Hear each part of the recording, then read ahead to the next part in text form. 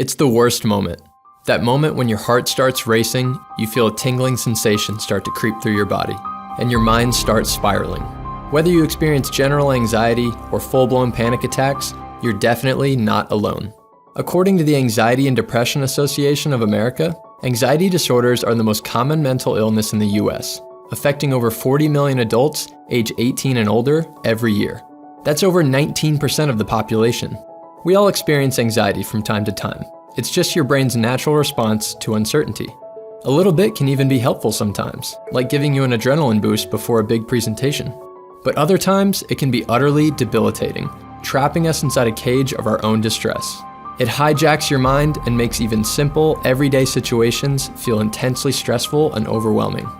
Maybe you've had nights where you lie awake for hours with your mind spinning in relentless worry about something that may or may not happen. Or you've had to abruptly leave social situations because your anxiety became so unbearable. Feeling held hostage by your own mind sucks, but I've got a 4-step trick to help you quiet down your anxiety that is a serious game changer.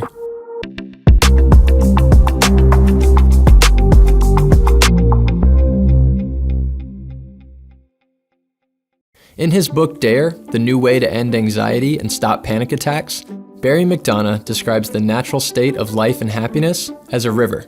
Without anxiety, you're in the flow, cruising on by in life. But then comes the trigger. This can come from something big and obvious, like a major life event, or it can creep up on you stealthily from lack of sleep, poor diet, or stress.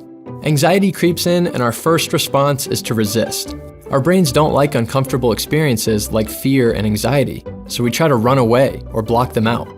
But when you fight this feeling, it only stresses you out more, making the situation even worse. It's like throwing gasoline on a fire. We end up with a vicious cycle that is hard to break, and most people tend to accept this as part of their lives.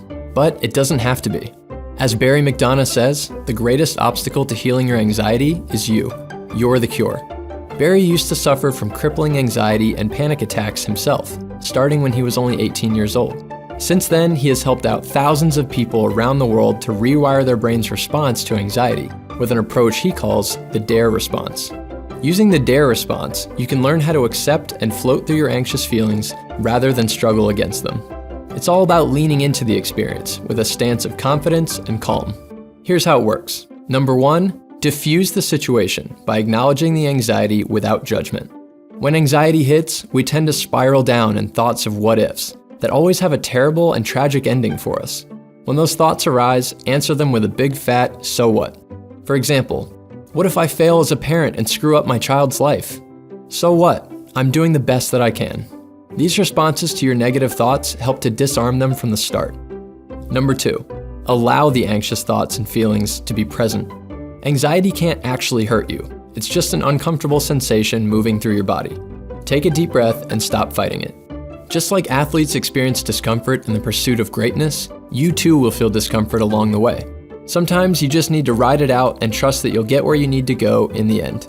Barry describes this as treating your anxiety like a needy friend. Befriend them and know that they aren't going to hurt you, as annoying as they can be. Number 3, run towards the anxiety, not away from it. This might seem counterintuitive, I get it. But the thing about anxious feelings is that they're actually very similar to feelings of excitement. These feelings can be an opportunity to change your perspective and believe that this too shall pass. Number 4, engage with an activity that will stimulate your mind in a positive way. When we get hijacked by anxiety, we tend to feel stuck in a constant state of checking in. We monitor the anxiety closely to see what it will do or how it will make us feel. So instead, we need to swap out the harmful activity for one that serves us better, like going for a walk, playing a sport, or cooking a good meal. Anything that helps you stay in the state of flow and keep moving forward. The DARE response is all about changing your relationship with anxiety. Instead of seeing it as a threat, you learn to view it as a harmless and, most importantly, temporary experience. Anxiety doesn't have to control your life. You can actually use anxiety as a catalyst for personal growth and becoming more grounded in the present moment. I'll link some resources in the description for you to explore this approach in greater depth. And speaking of dares, I dare you to like this video and subscribe to the channel. Come on, don't be a chicken.